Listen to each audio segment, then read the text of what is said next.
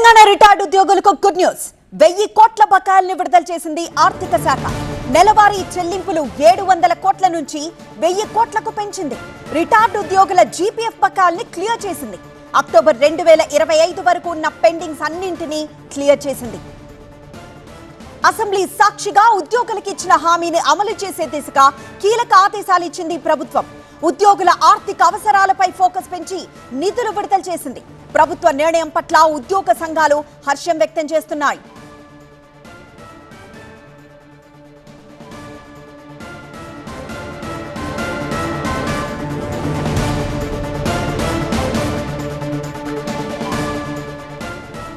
Telangana retired ఉద్యోగులకు good news. ఇది 1000 కోట్ల బకాయిల్ని ఆర్థిక శాఖ విడుదల చేసింది. నెలవారీ చెల్లింపులు 700 కోట్ల నుంచి 1000 కోట్లకు పెంచింది. రిటైర్డ్ ఉద్యోగుల జీపీఎఫ్ బకాయిల్ని పూర్తిగా క్లియర్ చేసింది. అక్టోబర్ 2025 వరకు ఉన్న పెండింగ్స్ అన్నింటినీ క్లియర్ చేసింది. అసెంబ్లీ సాక్షిగా ఉద్యోగులకు ఇచ్చిన హామీని అమలు చేసే దిశగా కీలక ఆదేశాలు ఇచ్చింది ప్రభుత్వం.